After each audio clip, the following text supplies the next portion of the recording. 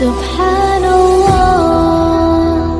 walhamdulillah, la ilaha illallah, Allahu Akbar.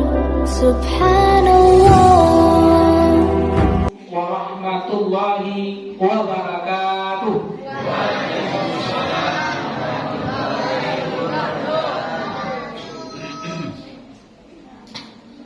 Lama semangatnya Bu. Ulang sekali ya. Assalamualaikum warahmatullahi wabarakatuh.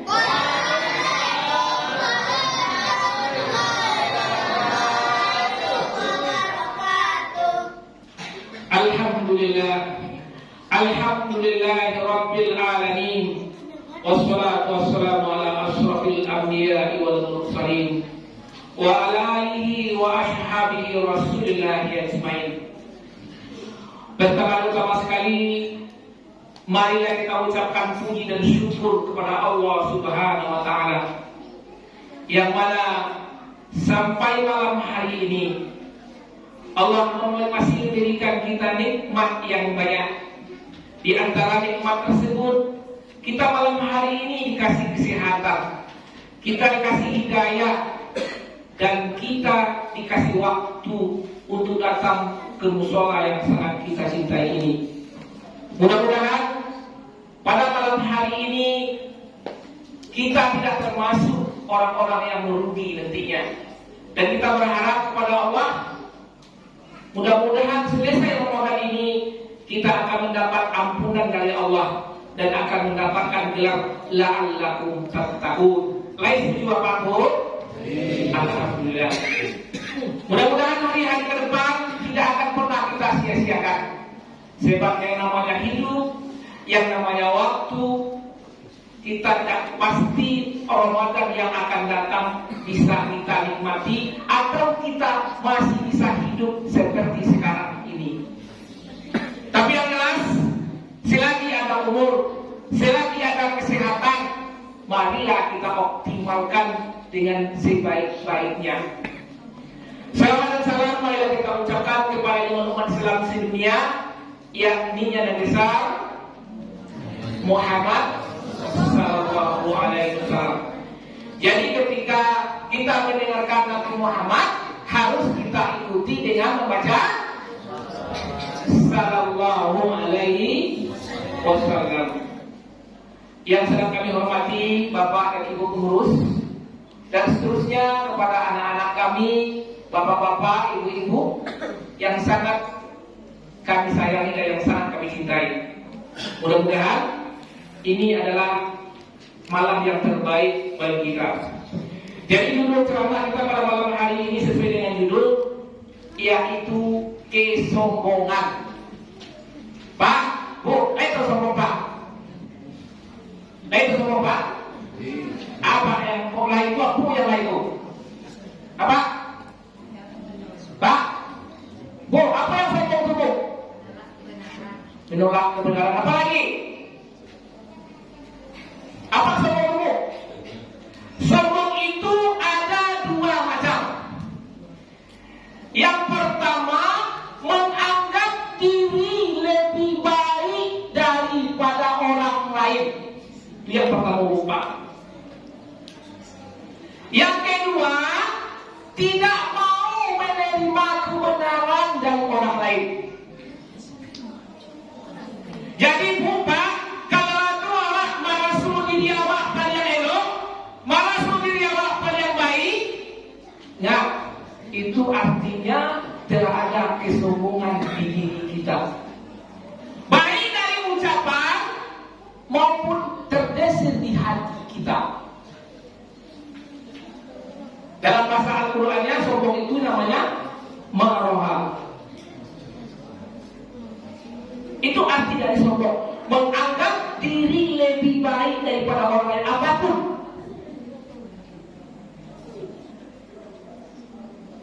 Kemudian sombong itu juga induk dari seluruh dosa. Tidak main-main itu. Sombong itu adalah induk dari seluruh dosa. Kalau merasa dirinya paling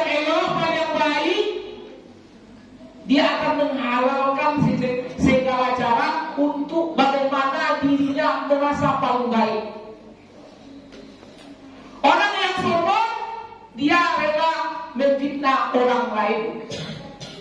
Orang yang sombong dia akan berakus. Orang yang sombong dia akan berbohong, menutupi kekurangannya. Orang yang sombong dia akan menganggap orang lain selalu di bawah dia.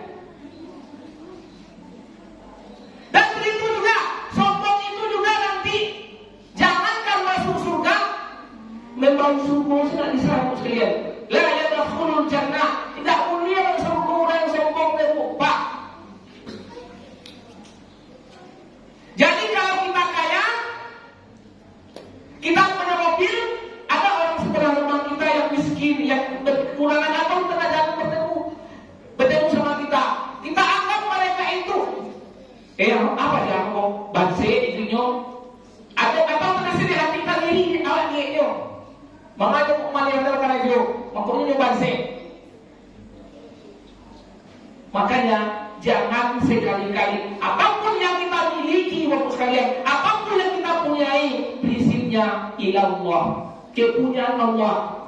Makanya dalam Al-Quran Allah berfirman dalam surat Luqman ayat 18, wala tusyamar haddaka linnasi wala tamshi fil ardi maraha innallaha la yuhibbu kullu mukhtalin fakhur.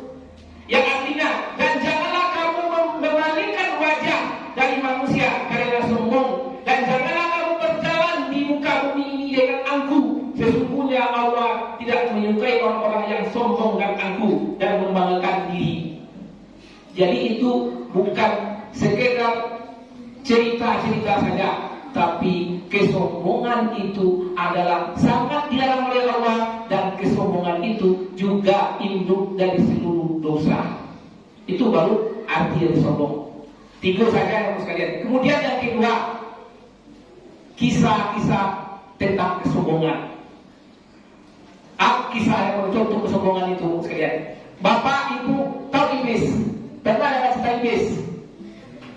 Iblis itu Pak, Bu, sebelum dia diturunkan ke atas dunia ini, dia adalah makhluk Allah yang paling soleh, makhluk Allah yang paling taat, makhluk Allah yang tidak pernah membangkang sama Allah. Siang dan malam dia selalu beribadah kepada Allah Subhanahu wa Ta'ala. Tapi ketika Allah menciptakan Adam dan diabadikan dalam Al-Quran, wa isqulna lil malaikati isjudu li Adama fasajadu illa iblis aba wastakbar wa kana minal kafirin. Ketika Allah menciptakan Adam, Allah mengumpulkan seluruh makhluknya. Maka disuruhlah oleh Allah seluruh makhluknya untuk sujud kepada Adam. Maka di ayat tersebut dikatakan illa iblis, kecuali iblis. Iblis yang tak mau sujud kepada Adam. Apa kata iblis? Saya tidak akan mau sujud kepada Adam, karena Adam ini nanti anak cucunya dia akan berbuat kejahatan di permukaan bumi. Dia akan saling membunuh, dia akan saling memakan saudaranya, dia akan saling memfitnah. Makanya iblis tidak mau sujud. Illa iblis. So, ketika itu juga Allah murka kepada Adam, Allah murka kepada iblis, dan iblis dikutuk oleh Allah dan diusir dari surga, dan sampai hari ini iblis selalu dikutuk oleh Allah dan diabadikan di dalam neraka. Satu kesalahan yang oleh iblis, tidak mau sujud kepada Adam. Padahal iblis itu adalah makhluk Allah yang paling taat. Siang malam, pagi sore, dia selalu berzikir kepada Allah, dia selalu beribadah kepada Allah. Makanya oleh karena itu sekalian, sesore-sore apapun kita, setaat-taat apapun kita, jaga mulut kita, jaga hati kita, jaga ucapan kita. Jangan ada perasaan sombong atau ucapan sombong di diri kita. Lain bisa kok? Lain bisa Pak? Alhamdulillah. Nanti kita susah-susah ke masjid Jabal Nur ini, nanti di akhirat kita merugi. Datu akan pahawa lupa. Karena ada perasaan sombong sedikit saja di hati kita atau di ucapan kita. Ketika kita rajin beribadah, ketika rajin sholat, ketika kita rajin berinfak, hati-hati dengan hati dan hati-hati dengan ucapan. Jangan ada kita merasa lebih daripada yang lainnya.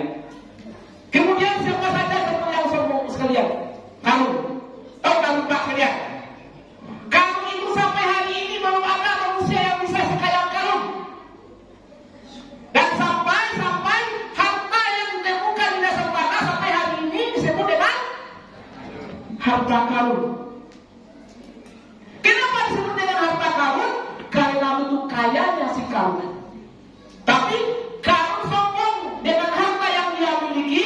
Karun dia merasa dia lebih kaya, karun dia merasa dia lebih mulia. Akhirnya karun dihancurkan dan ditenggelamkan ke dasar tanah sama-sama dengan hartanya.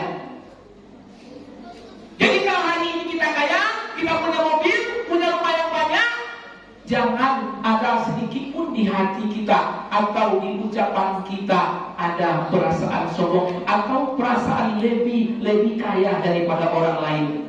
Kalau hari ini kita mempunyai kekayaan, alhamdulillah itu amanah dari Allah Subhanahu wa taala. Dan amanah dari Allah tersebut akan diminta pertanggungjawaban oleh Allah Subhanahu wa taala.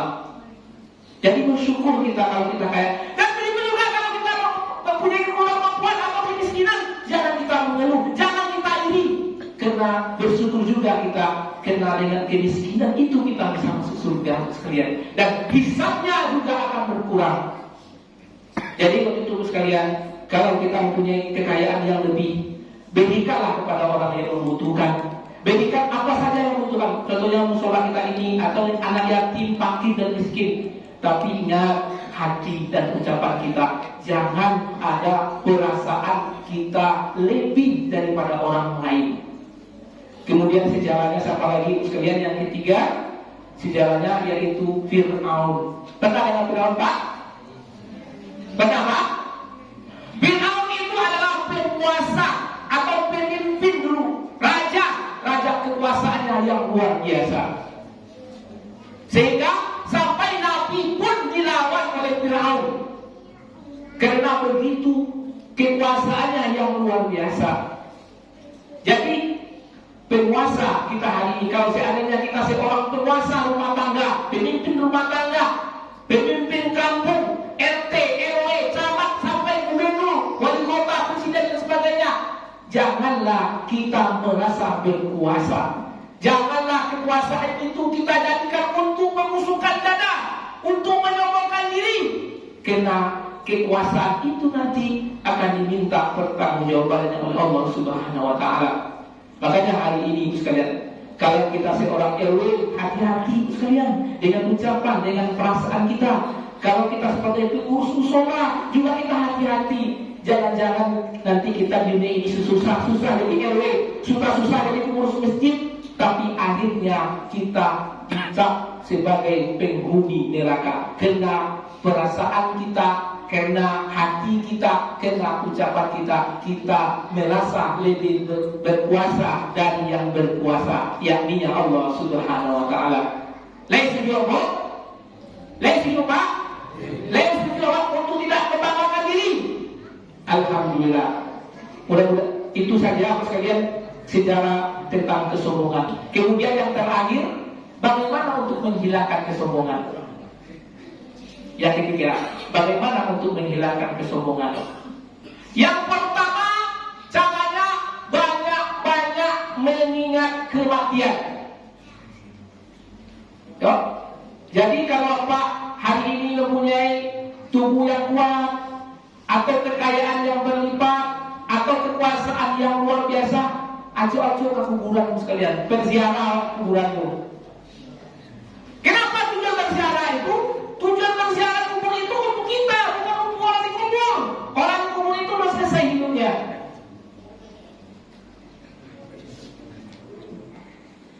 Kenapa kita dianjurkan untuk berziarah?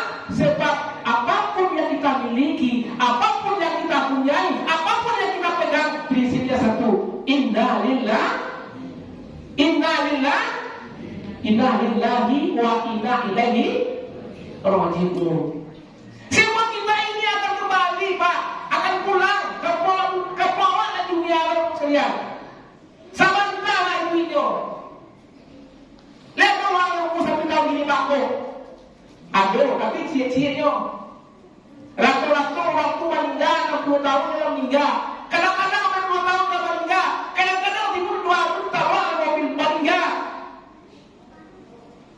Jadi untuk menghilangkan perasaan-perasaan kita merasa memiliki di hati kita dan ucapan kita, sering-seringlah ingat dengan kematian. Sering-seringlah ingat dengan kematian. Supaya apapun yang kita miliki, kita merasa bahwa itu tidak punya kita, bahwa itu adalah punya Allah dan akan kita bertanggungjawabkan di sisi Allah Subhanahu wa taala. Kemudian yang kedua, bagaimana untuk menghilangkan kesombongan? Selalu ingat akan Allah atau selalu takut akan Allah Subhanahu wa taala. Ittaqullah haqqa tuqatih wa la tamutunna illa wa antum muslimun. Selalu takut kepada Allah. Sebab apapun yang kita kerjakan hari ini, apapun yang kita lihat hari ini, apapun yang kita makan hari ini, apapun yang kita miliki hari ini, itu selalu dipantau oleh Allah Subhanahu wa taala. Apapun itu. Sebab makar Allah itu mudah bagi Allah. Kalau hari ini kita mempunyai mobil yang banyak, tiba gampung sekalian, gampungnya mobil yang waktu di rumah. Saya setuju. Atau anak Allah sakit kali. Kekayaan yang selama ini kita miliki nanti habis dalam mobil anak Allah. Makanya oleh karena itu hati-hatilah kita. Ingat dimanapun kita berada, ingatlah kepada Allah Subhanahu wa taala. Allah itu tidak tidur. Allah itu tidak pernah meninggalkan kita. Allah itu selalu memantau kita siang dan malam. Apapun yang kita kerjakan, Allah selalu melihat kita. Jadi untuk menghilangkan kesombongan itu yang pertama, yaitu banyak-banyak mengingat kematian. Yang kedua, ingatlah apapun yang kita punya selalu dipantau oleh Allah Subhanahu wa taala. Makanya terakhir ayat Al-Qur'an menyampaikan, ya ayyuhallazina amanu qu anfusakum wa ahlikum nar. Wahai orang-orang yang beriman, peliharalah dirimu dan keluargamu dari siksaan api neraka. Jadi yang pertama, arti sombong itu menganggap diri lebih baik dari orang lain, baik dengan ucapan maupun dengan kualitas di hati kita.